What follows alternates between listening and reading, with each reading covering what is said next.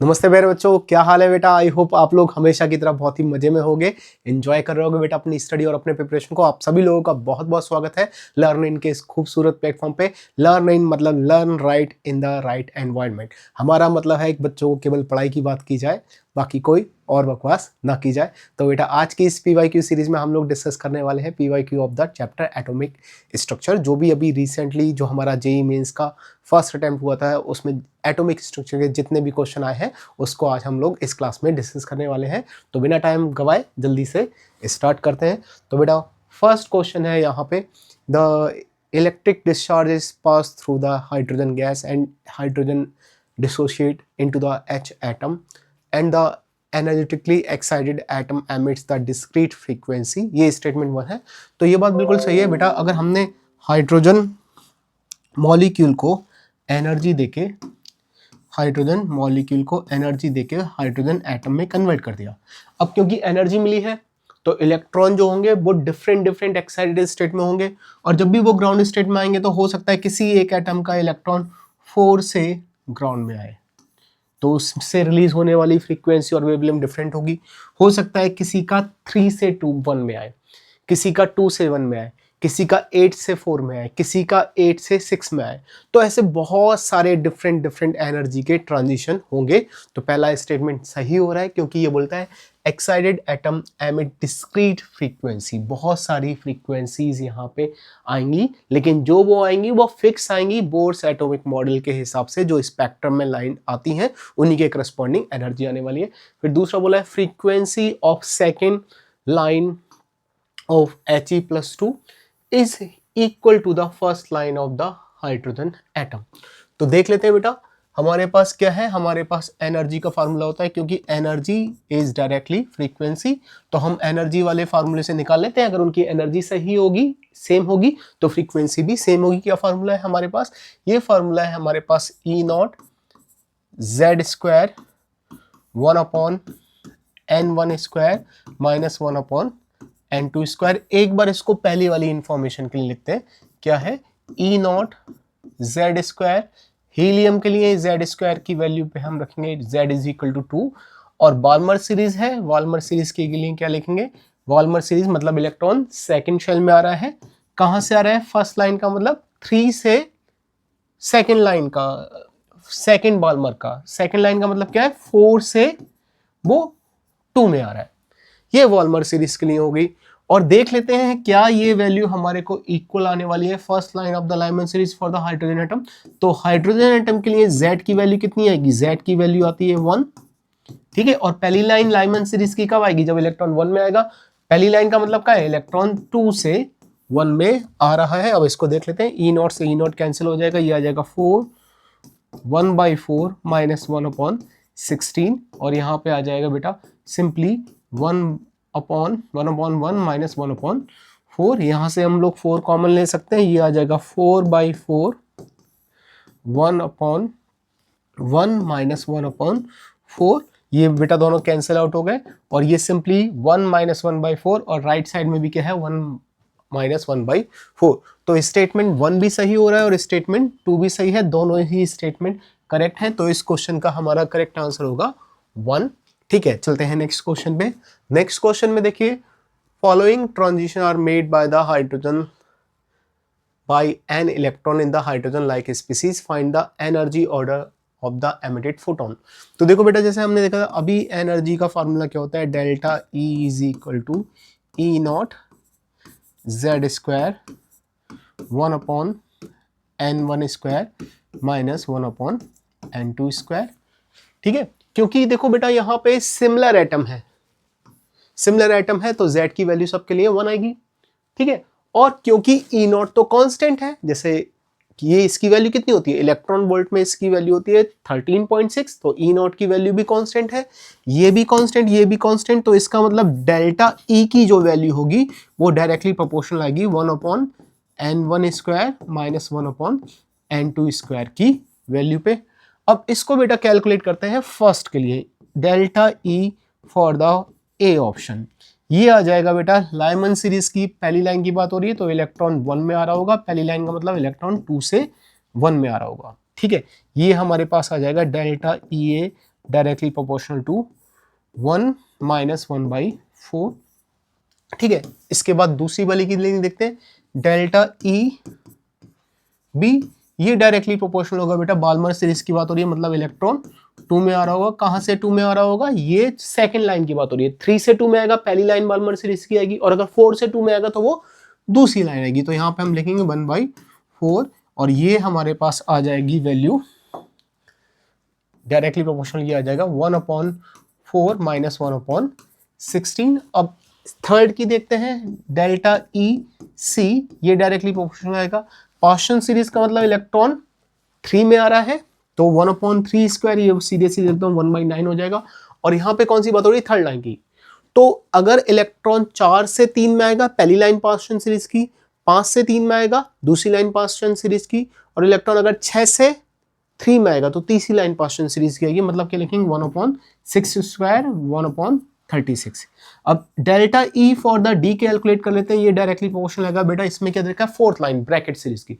Brackett series कब appear होती है, जब इलेक्ट्रॉन फोर्थ में आता है। तो n1 की वैल्यू क्या होगी, 4, तो 1/4 स्क्वायर कितना आ जाएगा, 1/16। और इलेक्ट्रॉन देखो 5 से 4 में आया, पहली लाइन, ठीक है, 6 से आया दूसरी लाइन, 7 से आया तीसरी लाइन, और 8 से आया तो चौथी लाइन। तो यहाँ पे क्या आ जाएगा, 1/8 स्क्वायर, मतलब 1/64। तो अगर आप देखो बेटा, तो सबसे ज्यादा जो एनर्जी की वैल्यू आई वो किसके लिए आई, सबसे ज्यादा एनर्जी की वैल्यू आई ए के लिए, देन बी के लिए, देन सी के लिए, देन डी के लिए। देन एनर्जी का ऑर्डर हो जाएगा A, B, C and then D, जो कि हमें दे रखा है in the option number second. I hope आपको समझ में आया होगा बेटा। अब चलते हैं नेक्स्ट क्वेश्चन में। नेक्स्ट क्वेश्चन में दे रखा है, energy of first Balmer series of hydrogen atom is x joule, energy in the second Balmer line of the hydrogen atom is. तो पहली बाल्मर सीरीज की पहली लाइन की हाइड्रोजन एटम की एनर्जी निकाल लेते हैं।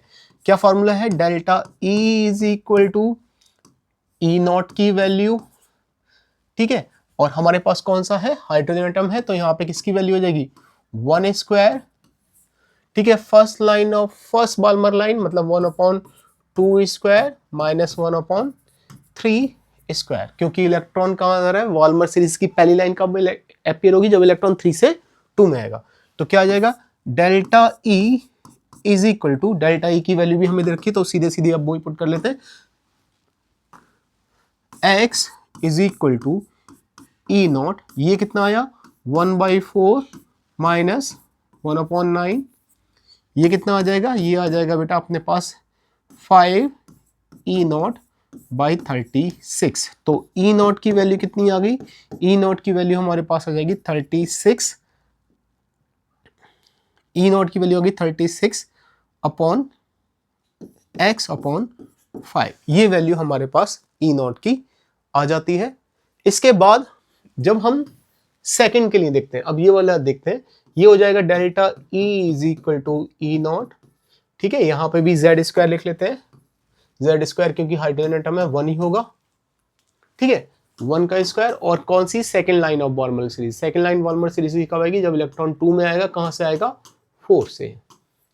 तो ये हमारे पास अब ई नॉट की वैल्यू यहां से लिखेंगे, क्या आ जाएगा 36 एक्स अपॉन 5, यहाँ पे कितना आएगा 1/4 माइनस 1/16, ये कितना आएगा 36 एक्स अपॉन 5, यहाँ से आप 1/4 कॉमन ले सकते हैं, कितना बचेगा 1/1/4, 4 से ये कैंसिल आउट हो जाएगा, ये बचेगा 9x/5, और अंदर कितना आ जाएगा 1/1 माइनस 1/4, ये आ जाएगा 3/4। तो ये हमारे पास आ जाएगा 27x divide by 20, 27x divide by 20, ये बेटा हमारे पास जो वैल्यू आएगी, ये आएगी थर्ड ऑप्शन में 1.35x। ठीक है, आई होप क्लियर होगा। बस हमने क्या किया था, पहले वाली डाटा से ई नॉट की वैल्यू कैलकुलेट करी, जो पहला डाटा दिया था उससे ई नॉट की वैल्यू कैलकुलेट करी, और उसी वैल्यू को हमने सेकंड वाली जो चीज रिक्वायर्ड थी उसमें हमने उसको पुट कर दिया। चलते हैं नेक्स्ट क्वेश्चन में। नेक्स्ट क्वेश्चन में है given A n is equal to 5, ml is equal to azimuthal quantum magnetic quantum number is equal to -1, ठीक है, और बी ऑप्शन में है n is equal to 3, l is equal to 2, ठीक है, मैग्नेटिक क्वांटम नंबर की value -1 and spin quantum number की value है half. The maximum number of electrons in an atom that can have the quantum number as given in the A and B respectively. तो देखो बेटा यहाँ पे बहुत simple है, अगर n की वैल्यू 5 है तो एजीमुथल क्वांटम नंबर क्या क्या आएंगे, 0 1 2 3 4। अब देखो यहां पे तो इसके लिए तो s की एक ही वैल्यू आएगी 0, लेकिन इसके लिए कितनी वैल्यू आएंगी, 3 वैल्यू आएंगी, -1 0 +1। यहां पे भी कितना होगा, -2 से लेके +2, तो यहां पे -1 आ रहा है। यहां पे कितना होगा, -3 से लेके +3, तो यहां पे भी -1 आएगा। और इसके लिए कितनी होगी, -4 टू +4, तो यहां पे भी -1 आया। -1 आया 4 बार, एक बार यहां पे, एक बार यहां पे, एक बार यहां पे, और एक बार -1 आया है हमारे पास यहां पे।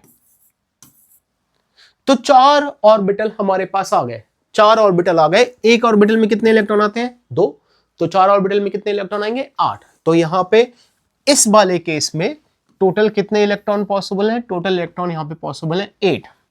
अब अगला देखते हैं, यहां पे n की वैल्यू 3 है, l की वैल्यू 2 है, ठीक है। मतलब ये थर्ड शेल का कोई d सब शेल होगी, d सब शेल का एक ऑर्बिटल है जिसके लिए मैग्नेटिक क्वांटम नंबर की वैल्यू होगी -1।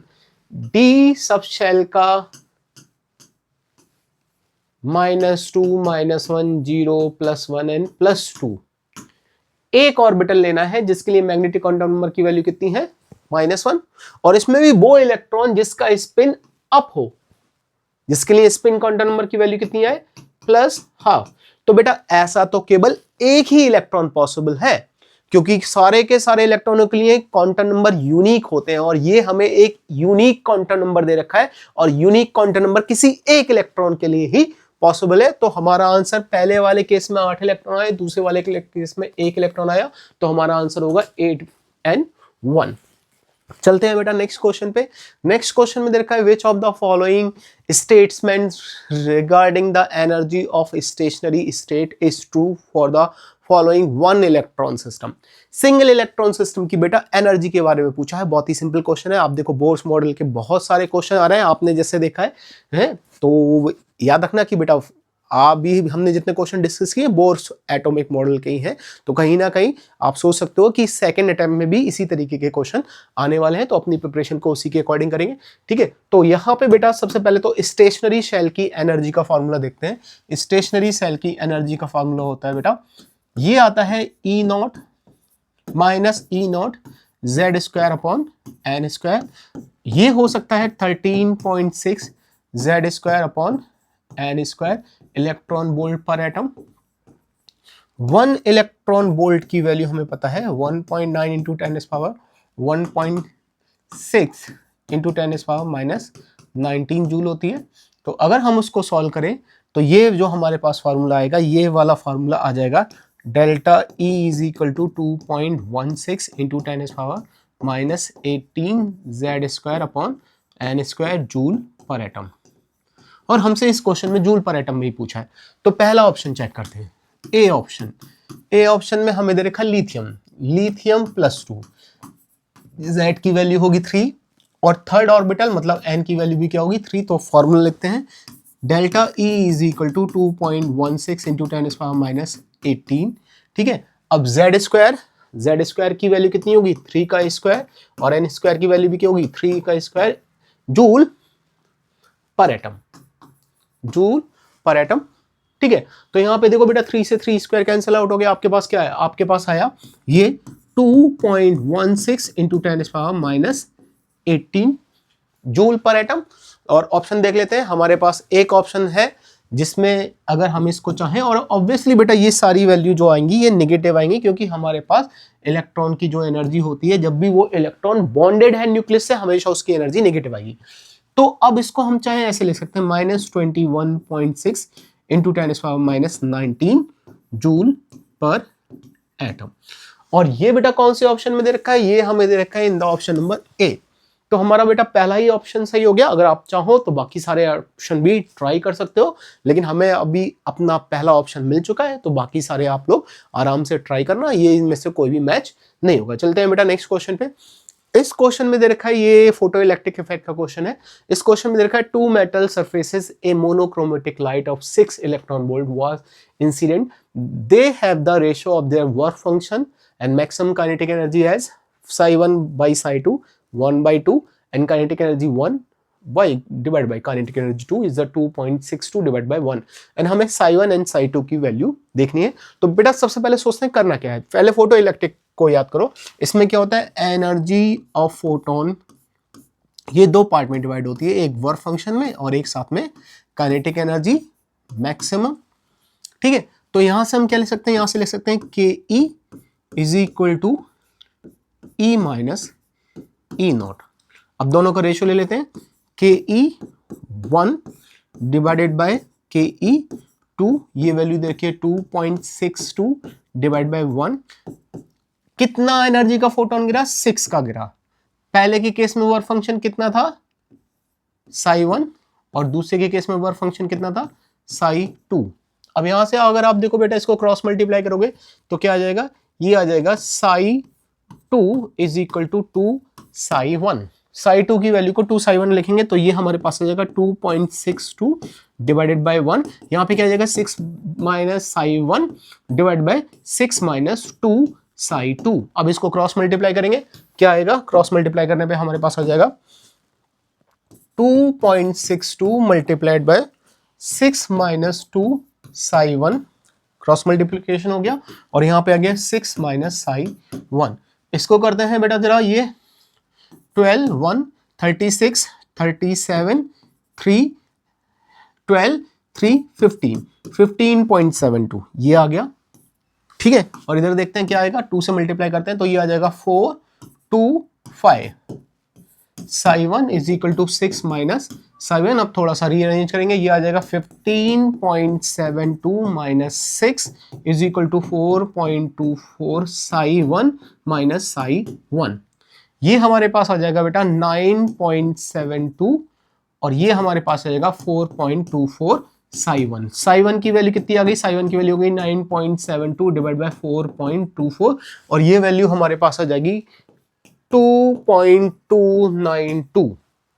ये psi1 की वैल्यू आ गई। अब आपको पता है psi2 की वैल्यू कितनी है, psi2 की वैल्यू 2 ऑफ psi1, तो उसके लिए क्या करेंगे 2 मल्टीप्लाइड बाय 2.292, और ये हमारे पास आ जाएगा 485.4, जो कि हमें दे रखा है इन द ऑप्शन नंबर 1। को देखने में अच्छा क्वेश्चन लग रहा है, लग रहा था काफी डिफिकल्ट क्वेश्चन है, लेकिन बेटा ये क्वेश्चन भी जल्दी से चुटकियों में सॉल्व हो गया, केवल हमें थोड़ा सा उसमें चेक करना पड़ा। ठीक है, अब अगला क्वेश्चन देखते हैं बेटा। इसमें दे रखा है lithium plus 2 ion electron is in the transition between energy level such that sum of the principal quantum number is 4 and difference in the principal quantum number is 2, then find out the wavelength in the centimeter emitted for the transition between these energy level। देखो बेटा ये question बहुत ही easy question है, और अगर आपने अच्छे से प्रिपरेशन करी होगी तो ऑलमोस्ट बहुत सारी बुक्स में ये क्वेश्चन दे रखा होता है। ये पहली बार ऐसा हुआ है कि करीब करीब बुक्स में जो क्वेश्चन दे रखा है वो ही क्वेश्चन आ गया है। ठीक है, अब इसको देख लेते हैं। ये बहुत सिंपल सा है, n1 प्लस n2 का एडिशन 4 आ रहा है, इन दोनों का डिफरेंस जो आ रहा है वो 2 आ रहा है। तो यहाँ पे बेटा दो ही चीज पॉसिबल है, एक ही वैल्यू पॉसिबल है, उसको सीधे सीधे लिख लेते हैं। देखो 3 प्लस 1 4 होता है और 3 माइनस 1 2 होता है, मतलब इलेक्ट्रॉन का जो ट्रांजिशन हो रहा है वो बिटवीन 1 एंड 3 हो रहा है। तो उसके अकॉर्डिंग हम अपना फॉर्मूला लगाते हैं। हमें क्या चाहिए, हमें चाहिए उसकी वेवलेंथ। तो वेवलेंथ का फॉर्मूला क्या होता है, 1 upon lambda RH Z square 1 upon n1 square minus 1 upon कितना आ जाएगा n2 स्क्वायर। RH की वैल्यू क्वेश्चन में दे रखी है 1.1 इंटू 10 पावर 5 सेंटीमीटर इनवर्स। और कौन सा एटम है, लिथियम। लिथियम के लिए क्या हो जाएगा 3 का स्क्वायर, और इलेक्ट्रॉन कहाँ आ रहा है 1 में आ रहा है 1 स्क्वायर माइनस 3 स्क्वायर। ये कितना हो जाएगा, ये हो जाएगा बेटा 1.1 इंटू 10 पावर 5। ठीक है, यहाँ पे क्या हो जाएगा 9, यहाँ पे क्या आ जाएगा 1 minus 1 1 divide by 1 divide by 9। यहाँ पे कितना लिख सकते हैं आप लोग, यहाँ पे लिख सकते हो 1.1 इंटू 10 पावर 5। ठीक है, यहाँ पे कितना आ जाएगा मल्टीप्लाइड बाय 9, और यहाँ पे कितना आ जाएगा 8/9। तो आप देखो बेटा ये 9 से 9 कैंसिल आउट हो गया, क्या बचा 1 upon lambda is equal to 8.8 into 10⁵। Lambda की वैल्यू क्या आ जाएगी, लैम्डा की वैल्यू हो जाएगी 1 अपॉन 8 इंटू 10⁵, जिसको हम लिख सकते हैं ये कि 1 अपॉन 8 इंटू 10⁻⁵। आप चाहो तो इसको ऐसे कर सकते हो 1000 इंटू 10⁻8 डिवाइडेड बाय 8.85। ठीक है, अगर आप इसकी वैल्यू सॉल्व करोगे तो बेटा ये वैल्यू जो आती है अप्रोक्सीमेटली 113.63 करीब करीब आती थी, जिसको अगर हम होल नंबर में लिखेंगे तो ये 114 इंटू 10⁻⁸ आ जाएगा, जो कि हमें दे रखा है इन द ऑप्शन नंबर 1। तो इस क्वेश्चन का नंबर आंसर हो गया बेटा ऑप्शन नंबर 1। ये भी इजी क्वेश्चन था, अगेन बोर्स मॉडल पे बेस्ड क्वेश्चन है। अगला क्वेश्चन देखते हैं, ये श्रोडिंगर वेव इक्वेशन का क्वेश्चन है और बहुत ही इजी क्वेश्चन है। देखो बेटा, हमें पता है कि ये मान लो पहली शेल है, या फिर आप मान सकते हो ये 1s ऑर्बिटल है, ठीक है, और 1s ऑर्बिटल के बाद ये 2s ऑर्बिटल है, ये 2s ऑर्बिटल है, दोनों स्फेरिकल शेप में है। 1s एंड 2s के बीच में हर हाल में एक पॉइंट ऐसा होगा, एक बोलना चाहिए रेडियल नोड, स्फेरिकल नोड ऐसा होगा, नोड होगा। नोड का मतलब क्या होता है, जहां पे इलेक्ट्रॉन नहीं मिल सके। तो जहां पे इलेक्ट्रॉन नहीं मिलेगा वहां पे साई की वैल्यू कितनी होगी, 0, साई स्क्वायर की वैल्यू कितनी होगी, 0, और 4 pi r square d r psi square की वैल्यू भी कितनी होगी, 0 ही होगी। तो आप देखो बेटा, ये जो बी पॉइंट है, यहां पे साई दे रखा है 2s, psi 2s versus R. B point पे आप देखो साई की वैल्यू कितनी आ रही है, 0। तो यही वो पॉइंट होगा जहां पे हमें एक नोड मिलेगा, इसको रेडियल नोड या फिर स्पेरिकल नोड बोल सकते हैं। आंसर यहां पे जो आएगा वो कौन सा आ जाएगा बेटा, बी आंसर यहां पे सही होगा। चलते हैं नेक्स्ट क्वेश्चन पे। नेक्स्ट क्वेश्चन में the wave number of the 3 spectral line of the hydrogen atom are given, the correct set of spectral line belongings to the Balmer series. Again देखो बेटा, बोर्स एटॉमिक मॉडल पे based question आ गया। इन्होंने बोला है कि हमें 3 लाइनें बतानी है बाल्मर सीरीज की हाइड्रोजन एटम के लिए, और उनका कौन सा वेव नंबर आने वाला है। तो जल्दी से इसको करते हैं। Wave number is equal to होता है RH Z square 1 upon 1 square minus, सीधे पहले फॉर्मूला लिखते हैं, N1 square minus 1 upon N2 square. ये आता है। RH को RH ही रखे रहने देना है, R ही रखे रहने देना है। हाइड्रोजन एटम के लिए Z की वैल्यू 1 हो जाएगी। अब पहली लाइन देखते हैं बाल्मर सीरीज की। पहली लाइन कब आएगी, जब इलेक्ट्रॉन 2 में आएगा। कहां से आएगा, 3 से। तो ये कितना आ जाएगा, ये आ जाएगा R, यहां पे कितना आएगा 1/4 माइनस 1/9, ये आ जाएगा बेटा हमारे पास 5R अपॉन 36। अब सेकेंड लाइन के लिए सोचते हैं। R सेकेंड लाइन कब आएगी, 2 स्क्वायर, जब इलेक्ट्रॉन 4 से आएगा। तो ये कितना आ जाएगा, R 1/4 माइनस 1 अपॉन 16, कितना आ जाएगा R/4, ठीक है। और यहाँ पे कितना बचेगा, यहाँ पे बचेगा 1/1 अपॉन 4, जो कि 3/4 हो जाएगा। तो क्या आ जाएगा 3R अपॉन 4 इंटू 4 16, ये आ जाएगा। अब थर्ड के लिए देखते हैं, थर्ड के लिए क्या आने वाला है। थर्ड के लिए आएगा बेटा R 1 upon 1 square, sorry 1 upon 2 square, क्योंकि इलेक्ट्रॉन बाल्मर सीरीज में आ रहा है तो 2 स्क्वायर। और थर्ड लाइन कब आएगी, जब देखो 3 से 2 में आएगा पहली लाइन आएगी, 4 से 2 में आएगा तो दूसरी लाइन आएगी, जब 5 से वो 2 में आएगा तो तीसरी लाइन आएगी। मतलब हमें क्या रखना है यहाँ पे 1 अपॉन 5 स्क्वायर, क्या हो जाएगा R 1/4 माइनस 1 अपॉन 25, इसको क्या लिख सकते हैं, ये आ जाएगा अपने पास 21R डिवाइडेड बाय 100। तो हमारे पास एक क्या आया, एक आया हमारे पास 5R/36, एक आया 3R/16 और एक आया 21R/100, और ये हमें देकर रखा है बेटा इन द ऑप्शन नंबर 1। तो इसका आंसर बेटा 1 हो जाएगा। चलते हैं नेक्स्ट क्वेश्चन पे। नेक्स्ट क्वेश्चन में है बेटा कि consider the following electromagnetic waves ABC, the wavelength of A is 400 nanometer, frequency of B is the 10⁻16 centimeters inverse and wave number of C is the 10⁻4 centimeter inverse। तो देखो बेटा, हमें इन सब की एनर्जी का ऑर्डर पता करना है। अब हमें पता है, देखो भाई E इज इक्वल टू होता है h न्यू, ठीक है। अगर मान लो फ्रीक्वेंसी ज्यादा है तो एनर्जी भी ज्यादा होगी। हमें इस क्वेश्चन को शॉर्ट में करना है, तो हम पहले फ्रीक्वेंसी का ऑर्डर चेक करेंगे। क्या होता है, C इज इक्वल टू होता है न्यू लैम्डा, ठीक है। तो न्यू क्या हो जाएगा, C अपॉन लैम्डा, एक तो ये फार्मूला आ गया। या फिर क्या आ जाएगा, ये आ जाएगा c इंटू वेव नंबर। ये दो फॉर्मूले हमें यूज करना है, ये वाला फॉर्मूला यूज करेंगे ऑप्शन नंबर ए में। फर्स्ट ऑप्शन को चेक करते हैं, मतलब पहली इंफॉर्मेशन को चेक करते हैं। c की वैल्यू कितनी होती है, c की वैल्यू होती है हमारे पास 3 इंटू 10⁻8 और वेवलेंथ दे रखी है 400 इंटू 10⁻⁹। इसको मीटर में कन्वर्ट कर लिया, ये हमारे पास आ गया -7, ये 3/4 इंटू 10⁻8 और ये -7 है, ये हो जाएगा 10⁻+7, तो ये आ जाएगा 0.75 इंटू 10⁻15 या फिर हम इसको लिख सकते हैं 7.5 इंटू 10⁻14। ये फ्रीक्वेंसी आ गई। अब सेकेंड ऑप्शन में तो ऑलरेडी हमें फ्रीक्वेंसी का डाटा ही गिवन है 10⁻16 और थर्ड जो इंफॉर्मेशन है उसमें हम फ्रीक्वेंसी फिर से काउंट कर लेते हैं, कैलकुलेट कर लेते हैं ये वाला फॉर्मूला लगा के। μ3 इज इक्वल टू हो जाएगा 3 इंटू 10⁻8, ठीक है, और साथ में कितना है 10⁻4, तो ये आ जाएगा 3 इंटू 10⁻12। तो आप देखो सबसे ज्यादा फ्रीक्वेंसी किस में आई, सबसे ज्यादा फ्रीक्वेंसी आई बी में, देन उसके बाद किस में आई ए में, और सबसे कम किस में आई 3 में। तो एनर्जी भी इसी ऑर्डर में होगी, सबसे ज्यादा एनर्जी होगी बी की, देन उसके बाद होगी ए की, एंड देन होगी उसके बाद सी की, जो कि हमें दे रखा है ऑप्शन नंबर 2 में। बहुत सिंपल सा क्वेश्चन था बेटा, हमने फ्रीक्वेंसी का फाइंड आउट कर लिया, फ्रीक्वेंसी फाइंड आउट करने से हमारा वो क्वेश्चन सॉल्व हो गया। अब अगले क्वेश्चन को देखते हैं।